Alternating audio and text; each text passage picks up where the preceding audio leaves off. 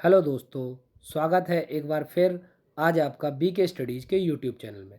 देखिए, मनोविज्ञान की सीरीज़ चल रही है, जिसके तहत हमने अधिगम, अधिगम के सिद्धांत, अधिगम के पठार, अधिगम के वक्र और कल हमने पढ़ा था थॉर्नडाइक के। देखिए, थॉर्नडाइक के हम नियम पढ़ चुके हैं। अब जो आज अधिगम के सिद्धांत में आता है, वो आते हैं स्किनर, बीएफ स्किनर। यानी इनका पढ़ना है हमें क्रिया प्रसूत अनुबंधन का सिद्धांत, या हम कहते हैं नैमंतिक अनुबंधन का सिद्धांत। इसके बारे में हमें पढ़ना है। आइए शुरू करते हैं। देखिए, सबसे पहले आपको वीडियो कैसी लग रही है, इसके बारे में कमेंट बॉक्स में अपना कमेंट करना ना भूलें। और अगर आपको वीडियो पसंद आती हैं तो दोस्तों को शेयर करना ना भूलें और ज़्यादा से ज़्यादा लोगों तक शेयर करें। आइए शुरू करते हैं। Welcome to BK studies.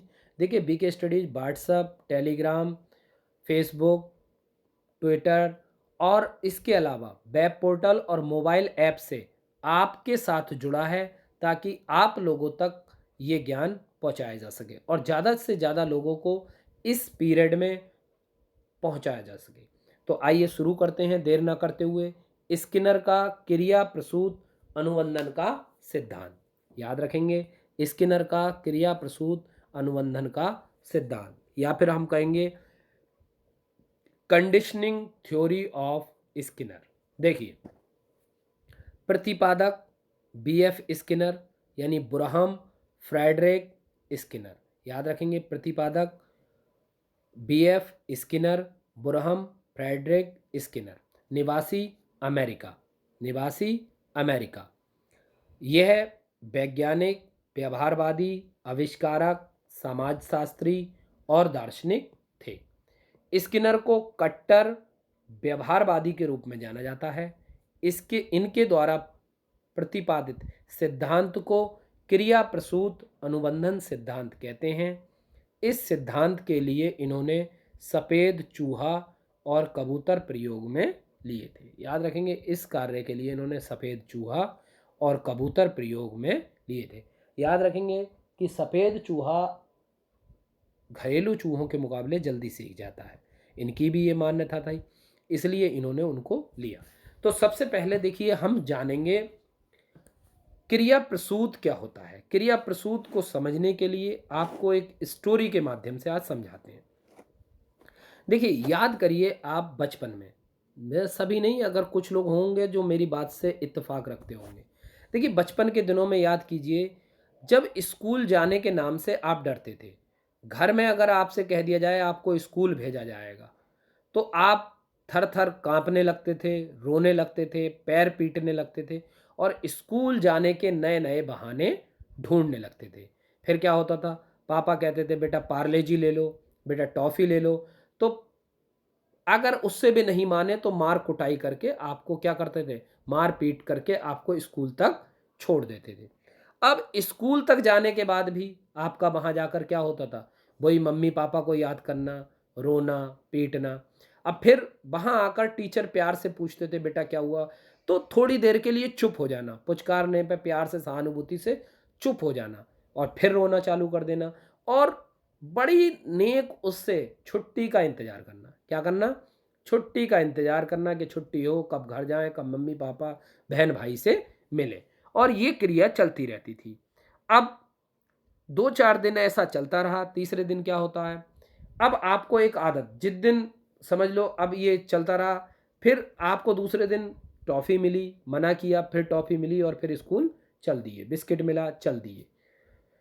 अब कुछ दिन, जिस दिन आपको कोई चीज़ नहीं दी, कोई चीज़ लाकर नहीं दी, उस दिन आप रोने लगे, ज़िद करने लगे या हड़ताल वगैरह करने लगे।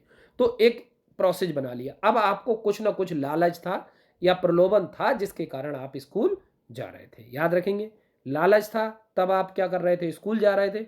अब लालच जब नहीं होता तो आप नहीं जाते, आप ज़िद करते, रोने पीटने लगते, फिर दूसरे तरीके से जाते। धीरे धीरे क्या होता है कि आप एक रूटीन में आते हैं।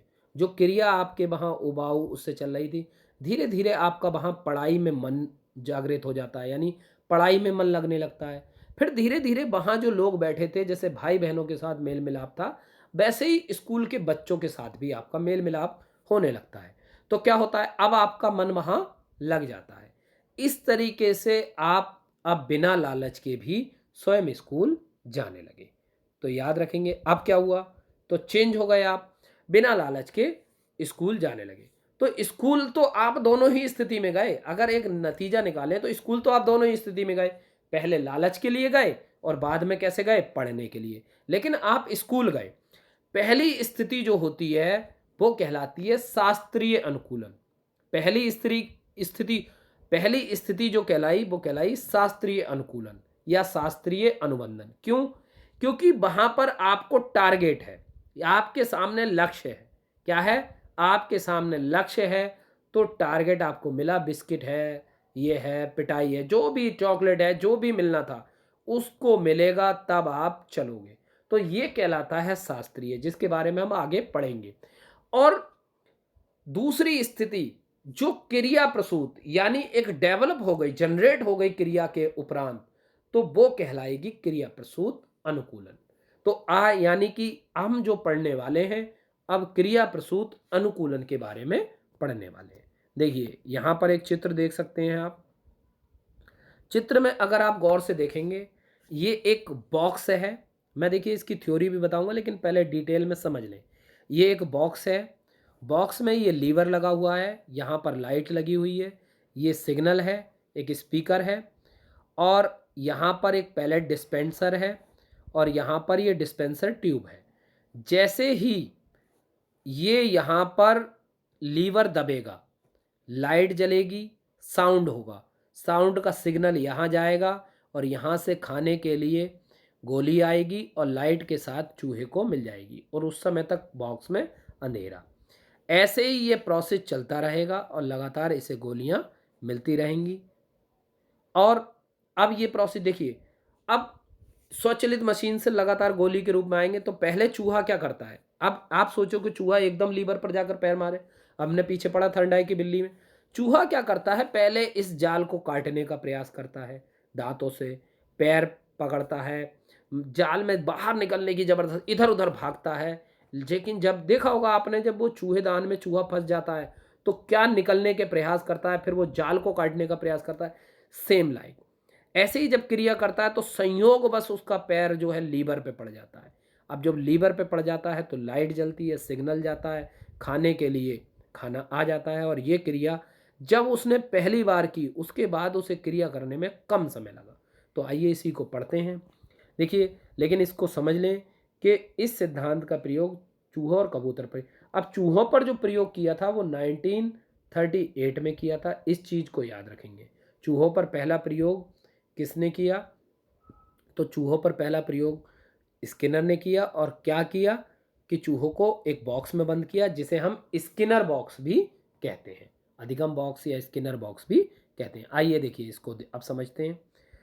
इन्होंने भूखे चूहे को स्किनर बॉक्स में छोड़ दिया, जो पूर्णतः ध्वनि रोधी बॉक्स था। बॉक्स की दीवार से निकलता हुआ एक लीवर था, जिसका संबंध एक स्वचालित मशीन से होता था, जिससे लीवर दबाने की अनुक्रिया की रिकॉर्डिंग अपने आप हो जाती थी।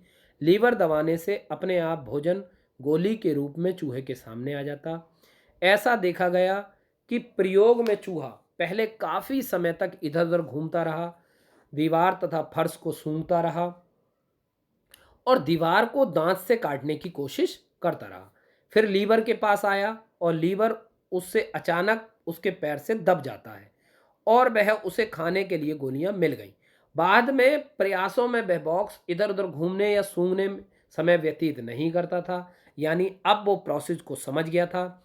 अंत में एक समय ऐसा आता है कि जिसमें आपको बॉक्स में, यानी उसको बॉक्स में छोड़े जाने पर उसने सीधे ही लीवर दबाकर भोजन की गोलियां प्राप्त कर ली और उसे खा लिया। इस तरह उसने लीवर दबाने की अनुक्रिया सीख ली। दूसरा प्रयोग, स्किनर ने जो दूसरा प्रयोग किया था वो चूहों पर किया, वो सॉरी दूसरा प्रयोग जो किया वो किस पर किया, कबूतर पर।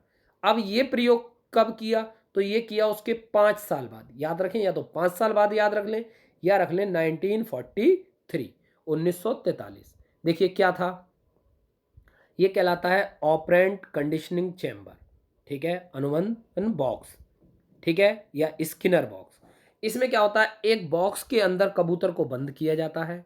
वही चीज़ यहाँ पर एक पैकर लगाया जाता है जिसमें करना है, चोंच मारेगा, चोंच मारने के बाद यहाँ से सिग्नल जाएगा, सिग्नल पर यहाँ पर काउंट होंगे कि कितनी बार उसने चोंच मारी और कितने समय में मारी, टाइम काउंट होगा, और जैसे ही ये सिग्नल इसे देगा तो यहाँ पर खाने के लिए कुछ आ जाएगा।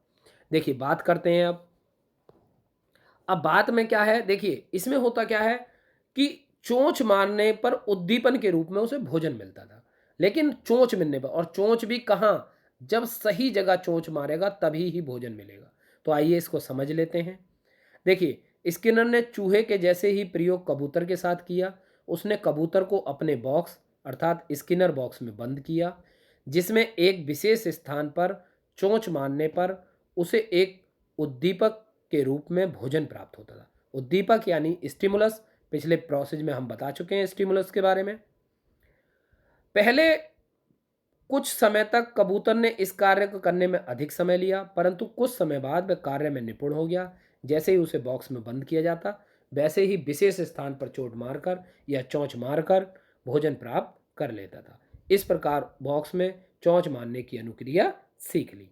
अब कबूतर पर ही उन्होंने दूसरा प्रयोग किया। अब इस बार प्रयोग क्या किया था, देखिए तो इस प्रयोग को समझ लें। इस प्रयोग में उन्होंने क्या किया, इस प्रयोग में उन्होंने एक बॉक्स लिया और ये घड़ी की डायल की तरह, तो याद रखेंगे घड़ी के डायल की तरह एक बॉक्स लेते हैं।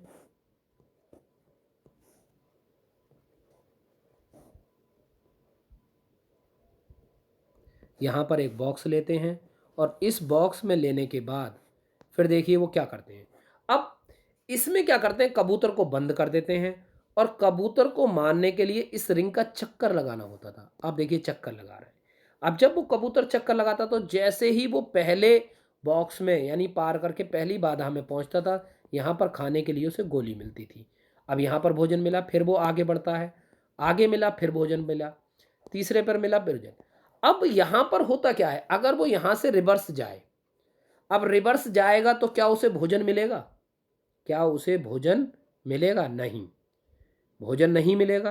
तो इसका मतलब क्या हुआ कि उसे भोजन की प्राप्ति केवल एक निश्चित दिशा में, तो यानी कि उन्होंने एक विशिष्ट दिशा के प्रति उसे कहा, यानी कि सकारात्मक पुनर्बलन दिया। कैसा पुनर्बलन दिया, सकारात्मक यानी पॉजिटिव की। अब पिछले प्रयोग में क्या होता, वो किसी भी दिशा से चोंच मार दे, लौट कर मारे, उड़कर मारे, नीचे मारे, लेकिन यहां पर क्या है, वो केवल एक निश्चित दिशा में जाएगा तभी उसे गोलियां मिलेंगी, यानी इस रूल को फॉलो करेगा तभी उसे गोलियां मिलेंगी, अदरवाइज नहीं। आइए पढ़ते हैं। चक्कर लगाने की अनुक्रिया, जब रिंग का चक्कर लगा लेता था तो उसे भोजन की प्राप्ति होती थी। पुनः पुनः अनुक्रिया द्वारा कबूतर भोजन प्राप्त करना सीख गया। इस प्रकार के प्रयोग के अनुसार भी अनुक्रिया द्वारा भोजन की प्राप्ति कर ली। क्रिया प्रसूत अनुबंधन सिद्धांत के उपनाम, या फिर हम कह सकते हैं क्रिया प्रसूत अनुबंधन के सिद्धांत के दूसरे नाम। देखिए इसके नामों को समझना बहुत जरूरी है, अभी मैं इसी के बारे में आपको बताऊंगा। देखिए पहला आता है क्रिया प्रसूत। देखिए क्रिया प्रसूत, तो आपको अभी मैंने बताया था क्रिया से क्या हुआ, प्रसूत, यानी आप क्रिया से कैसे संबंध हो गए, क्रिया से क्या हो गए, अनुबंधित हो गए। अभी जब मैंने स्कूल वाले एग्जाम्पल से बताया था तो आप क्रिया के साथ कंडीशनिंग हो गए, यानी कंडीशन फॉलो करने लगे, तो ये कहलाता है क्रिया प्रसूत। तो आप याद रखेंगे, पहले आप क्रिया करते हैं, फिर क्रिया का संबंध आपके लाभ से यानी भोजन प्राप्त करने से है, तो ये कहलाएगा प्रसूत। अनुक्रिया उद्दीपन, देखिए अनुक्रिया यानी रेस्पॉन्स और उद्दीपन यानी कि स्टिमुलस। तो अनुक्रिया यानी, तो आप देख सकते हैं कि आर एस, तो इसको अनुक्रिया उद्दीपन को हम किस नाम से जानते हैं, आर एस, ठीक है, एस आर थर्नडाइक और आर एस स्किनर। तो अनुक्रिया उद्दीपन हो गया, ठीक है, रेस्पॉन्स और स्टिमुलस। फिर है सक्रिय अनुबंधन। अब देखिए जब तक आप चोंच मारेंगे नहीं, जब तक आप अपना पंजा मारेंगे नहीं, यानी जब तक आप क्रिया करेंगे नहीं, तब तक कोई अनुबंधन नहीं होगा, तब तक भोजन नहीं मिलेगा। जब तक आप स्कूल जाएंगे नहीं, तब तक आप शिक्षा लेंगे नहीं। जब तक आप किताबों को रिवाइज करेंगे नहीं, तब तक ये आप होगा नहीं। जब तक आप सीरियस होंगे नहीं, तब तक आप सिलेक्शन लेंगे नहीं। सीरियस होना बहुत जरूरी है। फिर आता है साधनात्मक अनुबंधन प्रयोग, यानी साधनों का उचित प्रयोग। तो साधनात्मक यानी कि कंडीशन, साधनात्मक मतलब यहाँ साधना का मतलब किससे है, कंडीशन से, तो कंडीशन से अनुबंध कर लेना। फिर है सक्रिय अनुकूलित अनुक्रिया, सक्रिय यानी सक्रिय रहते हुए अनुकूलन कर लेना। फिर है नैमित्तिक, नैमित्तिक अनुबंधन यानी नियम के अनुरूप अनुबंधन। ठीक। फिर आता है अधिगम के पुनर्वलन। अब देखिए उसे भोजन के रूप में जो गोलियां मिलती थी वो पुनर्वलन के रूप में मिलती थी। उसे पता था कि मैं लीवर पर पैर मारूंगा भोजन मिलेगा, उसे पता था मैं चोंच मारूंगा भोजन मिलेगा, उसे पता था मैं बॉक्स में पार करूंगा तो मुझे भोजन मिलेगा। तो ये क्या कहलाता है आपको, अधिगम का पुनर्वलन। फिर आता है कार्यात्मक अनुबंधन, यानी पहले आप काम कीजिए, काम करेंगे तब आपको भोजन मिलेगा, तो ये हो गया कार्यात्मक अनुबंधन। फिर है आरएस थ्योरी, तो आरएस थ्योरी यानी कि रेस्पॉन्स स्टिमुलस थ्योरी। तो पहले आप रेस्पॉन्स दीजिए, फिर आपको, जैसे कि आपके यहाँ मजदूर देखा, आप अपने यहाँ कोई राजमिस्त्री अगर काम के लिए लाते हैं तो मजदूर को अगर आपने सुबह ही पैसे दे दिए तो क्या वो उतनी इच्छा से काम करेगा जितनी इच्छा से वो शाम को पैसे लेने के लिए काम करता है। तो याद रखेंगे कि ये जो हम काम कराते हैं या बड़ी बड़ी कंपनियां जैसे महीने भर पहले काम कराती हैं फिर आपको सैलरी देती हैं, तो ये सब कौन सी प्रोसेस है, ये सब है आरएस। क्योंकि कहीं ना कहीं आपके सामने वो सैलरी के रूप में, सैलरी के रूप में आपको क्या है, एक उद्दीपक है, लेकिन उसके लिए क्या करनी पड़ेगी, क्रिया। जैसे एक जॉब के रूप में आपके पास स्टिमुलस है, लेकिन रेस्पॉन्स, अब रेस्पॉन्स क्या है, आपको पढ़ना पड़ेगा, नियमित पढ़ना पड़ेगा, नियमित याद करना पड़ेगा, अच्छे कंटेंट को पढ़ना होगा। याद रखें कि नोट्स को कॉपी करके पढ़ लेने से पढ़ाई नहीं होती। आप अपने नोट्सों को अच्छे तरीके से बनाइए, उनको रिवाइज कीजिए, तब करिए। वरना क्या होता है, आजकल दूसरे का मटेरियल कॉपी किया और पेस्ट कर दिया, लेकिन उससे कोई फायदा नहीं होता। आप अपने तरीके से अपने नोट्सों को बनाइए। फिर आता है स्किनर बॉक्स। देखिए स्किनर बॉक्स अगर कभी आ जाए बॉक्स, स्किनर बॉक्स, तो स्किनर बॉक्स का सिद्धांत किसका ही है, स्किनर का। अब इस प्रकार स्किनर ने व्यवहार दो प्रकार के बताए। एक आया प्रतिवादित व्यवहार यानी रेस्पोंडेंट बिहेवियर, और एक बताया उन्होंने ऑपरेंट बिहेवियर यानी क्रिया प्रसूत, जो मैं अभी देखिए थोड़ी देर पहले चर्चा करें। ये अनैच्छिक क्रियाएं होती हैं। जैसे आपको मैंने शुरू में ही आते ही स्कूल भेज दिया था, जब स्कूल भेजा तो वो आपकी अनैच्छिक थी, पहले आपकी इच्छा नहीं थी। जैसे प्रकाश पड़ने पर आंखों का झपकना, ये आप करना नहीं चाहते, लेकिन अचानक से आपकी आंखों पर लाइट पड़ेगी तो आप क्या करेंगे, आंखों को झपकेंगे। ठीक है। जैसे ही आप अचानक से कोई नई चीज़ देख लेना या अपने से कई बड़ी गुने साइज में चीज़ देखना और डर जाना, तो ये अनैच्छिक है। एक अचानक से अंधेरा हो जाना और शोर की आवाज़ होना, तो एक अचानक से डर, तो यानी वह क्रियाएं जो अचानक से हो जाएं तो ये क्या होती हैं, प्रतिवादित यानी रेस्पोंडेंट। ठीक। दूसरा होता है क्रिया प्रसूत, ये ऐच्छिक क्रियाएं होती हैं, जैसे दौड़ना, चलना। जैसे ऐच्छिक क्या हुई, अब बाद में आपका पढ़ाई पर मन लगने लगा, अब आपको टॉफी और बिस्किट का लालच नहीं रहा, तो वो क्रिया कैसी हो गई, ऐच्छिक। याद रखें, जब टॉफी भी हट गई, बिस्किट भी हट गया, तो आपकी वो क्रिया कैसी हो गई, ऐच्छिक। जैसे चलना, दौड़ना। अब स्किनर द्वारा पुनर्बलन पर जोर। अब स्किनर ने किस पर जोर लगाया, पुनर्बलन पर। देखिए कैसे, प्रायोगिक आधार पर स्किनर ने एक बात और भी बताई। उन्होंने बताया कि जैसे लीवर में चूहे का पैर पड़ता है, उसे भोजन की प्राप्ति होती है, तो भोजन उसके लिए पुनर्बलन यानी री का एक काम करता है। ठीक है। याद रखें, पुनर्बलन का सिद्धांत जो आता है वो हल्का आता है, लेकिन अधिगम का अगर पुनर्बलन आता है तो वो किसने दिया, स्किनर ने। तो याद रखेंगे दोनों में अंतर रहेगा। ठीक। इस प्रकार वह जान जाता है कि लीवर में पैर पड़ने पर उसे भोजन मिलेगा, तो इस पुनर्बलन के माध्यम से वह हर बार दीवार में पैर रखता है। इस प्रकार प्रयोगों के आधार पर स्किनर ने शिक्षा जगत में पुनर्बलन को जन्म दिया। प्रयोगों के आधार पर चार प्रकार के होते हैं। एक होता है सतत पुनर्बलन, एक कंटिन्यूअस पुनर्बलन। कंटिन्यूअस पुनर्बलन कैसे होता है, देखिए जैसे आप इस प्रोसेस में हैं, आप यहां पर आपने एक स्टेज पार की, फिर पुनर्बलन मिल गया, फिर ये स्टेज पार करेंगे और कंटिन्यू आपको क्या होगा, पुनर्वलन मिलता रहेगा, तो ये कहलाएगा कंटिन्यूस।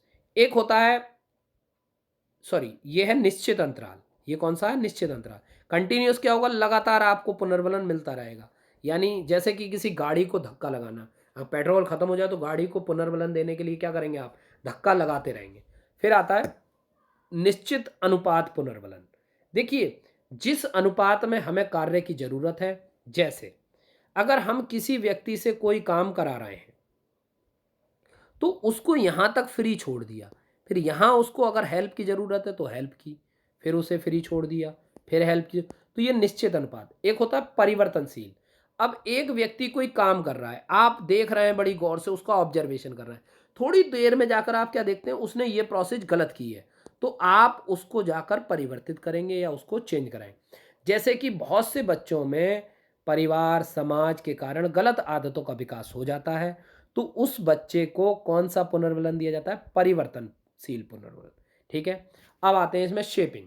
अब शेपिंग क्या होती है, देखिए शेपिंग एक ऐसी प्रविधि है जिसके व्यक्ति के व्यवहार धीरे धीरे किसी खास लक्ष्य की ओर पुनर्वलन के आधार पर ले जाया जाता है। शेपिंग प्रविधि को क्रमिक सन्निकट की विधि भी कहा जाता है।